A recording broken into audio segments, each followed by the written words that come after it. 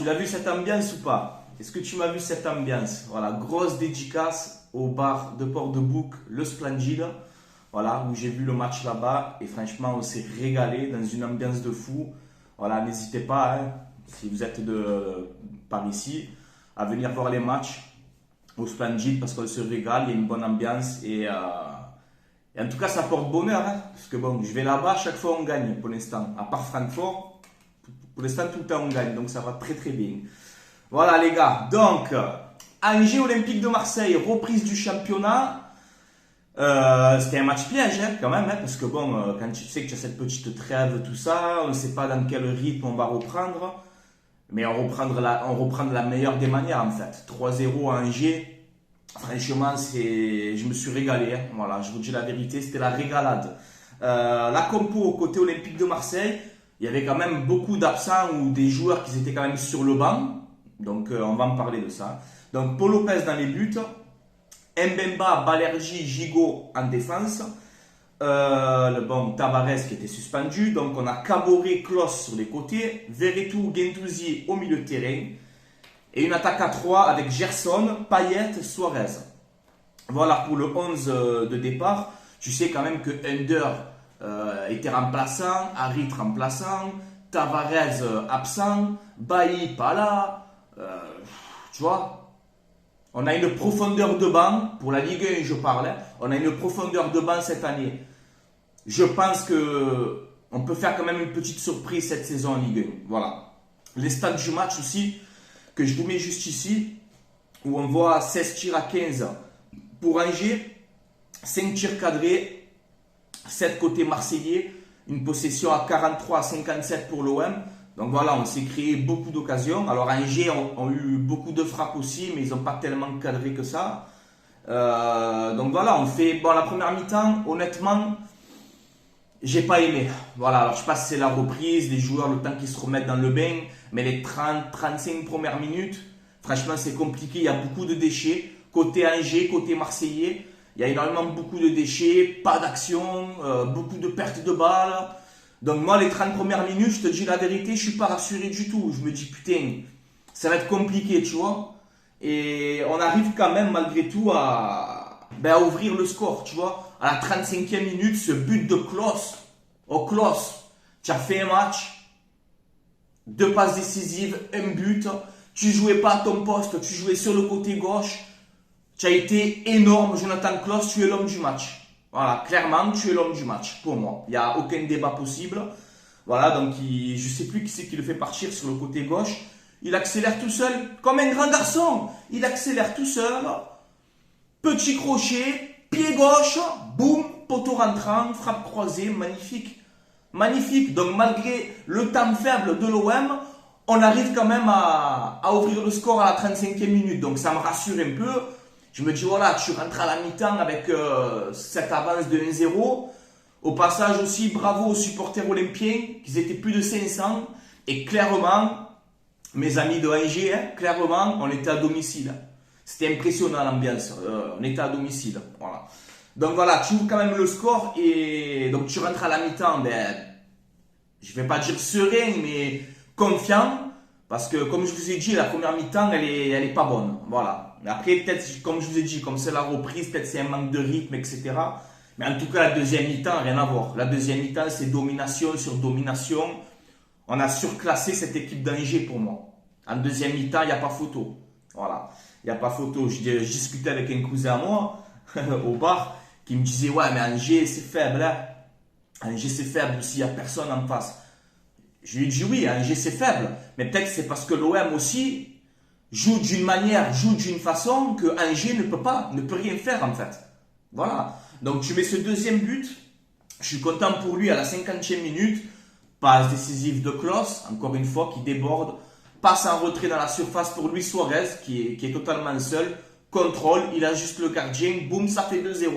Voilà. À la 50e minute, tu te retrouves à 2-0. Tranquille. Klos qui marque, qui fait une passe D à Suarez. Je suis content qu'il ait marqué, Suarez. Alors, malgré le but, bon, il n'a pas été non plus... Voilà, il n'a pas fait non plus un grand match, mais il s'est battu quand même. C'est un joueur qui se bat, qui fait avec ses moyens qu'il a. Et voilà, je suis content qu'il ait marqué, moi, Suarez. Et ensuite, ben, peu de temps après, à la 59e minute, tu as ce but de Gerson. Hein. On sait qu'entre Gerson et Tudor, c'était pas trop ça. Là, ce que j'ai aimé, c'est qu'en conférence de presse d'avant-match, Tudor, il te dit, je mets Gerson titulaire et il va montrer que c'est un grand joueur. Voilà. Et comme par hasard, ben, qui c'est qui met le troisième but? C'est Gerson. Voilà. Donc pareil, encore une fois, débordement de Klose, comme d'habitude, incroyable. Klose, incroyable. Je sais pas ce que tu as mangé au petit déjeuner, gros. Je sais pas ce que tu as mangé.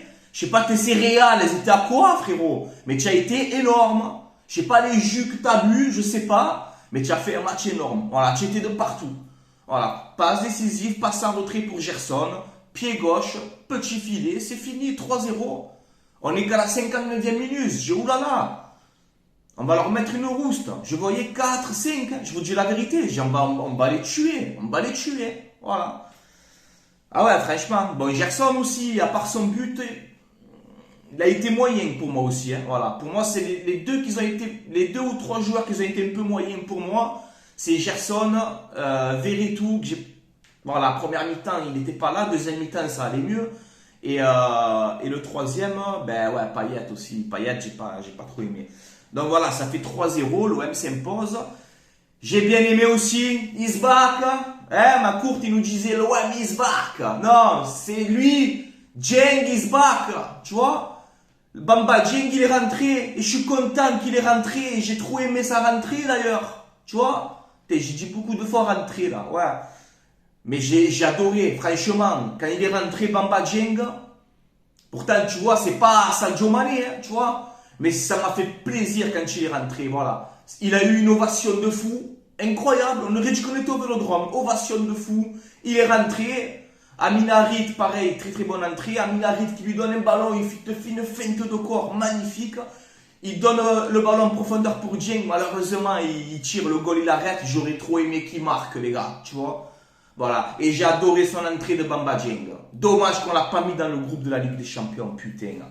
Mais voilà, quand tu vois que Dieng, cet été, il te prend l'avion, il s'en va en Angleterre, hop, ça capote, il revient à Marseille, bam, il va à Nice, comme par hasard, visite médicale manquée, problème au genou, l'OM ne le met pas dans le groupe pour la Ligue des Champions, ils ont fait la misère à Dieng cet été, il faut dire la vérité, ils ont fait la misère, ils ont tout fait pour qu'il se casse, et le mec il est là, il s'est battu comme un chien, et aujourd'hui, contre Angers, il est rentré, tu vois.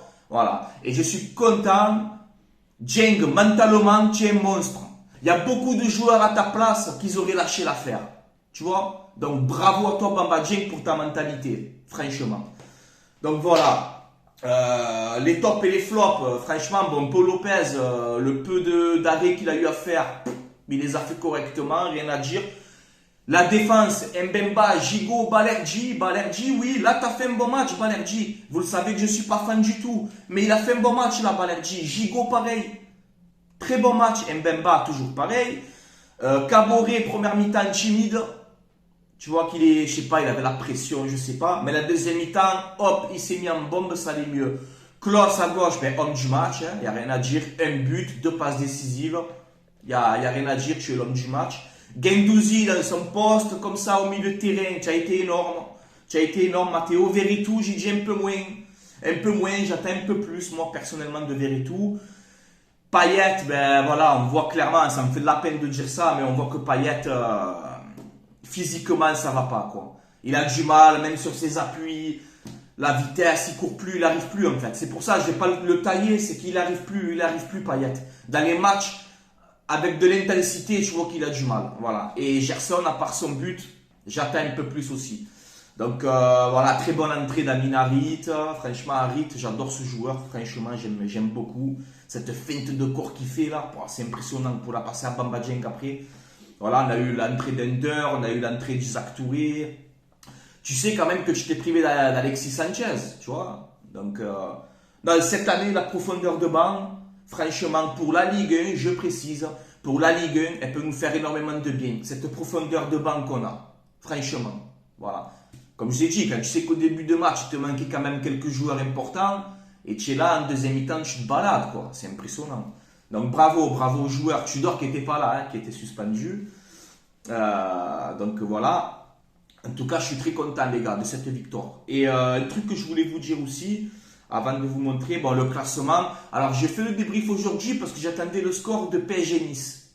Voilà, pour voir ce qu'ils allaient faire le PSG contre Nice. Bon, ils ont gagné 2-1 dans un match où c'était compliqué un peu pour eux. Mais voilà, ils se sont imposés. Donc, le classement, ça donne, premier, le PSG 25 points. Deuxième, l'OM 23 points. On tient la cadence, hein. On tient la cadence, ça fait plaisir, enfin, tu vois, j'ai envie de te dire. Troisième, Lorient, 19 points. Quatrième, Lens, 18 points. Cinquième, Rennes. Monaco, je crois que c'est sixième. Lyon, pareil. Lyon, bon, ils ont un match à moins, ils jouent contre Lens. C'est bien pour nous pour le classement, ce Lens-Lyon. Mais tu as quand même 10 points d'avance sur Lyon pour l'instant, à la 9e journée, quoi.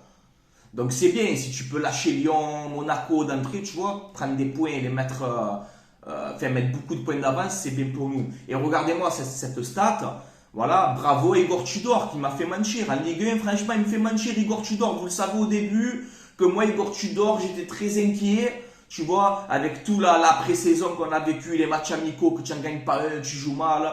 Le Sampaoli qui s'en va, Tudor qui arrive, un mec qui fait 9 clubs en 10 ans.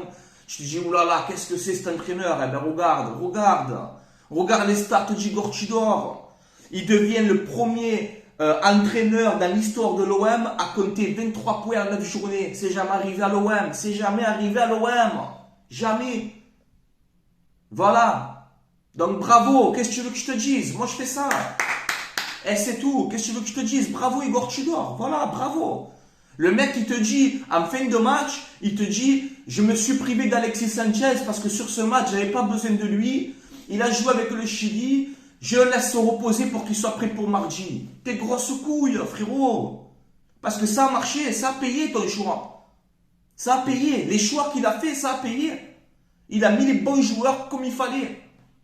Voilà, donc bravo Igor Tudor. Tu resteras, qu'on le veuille ou non, tu vois, tu resteras dans l'histoire de l'OM.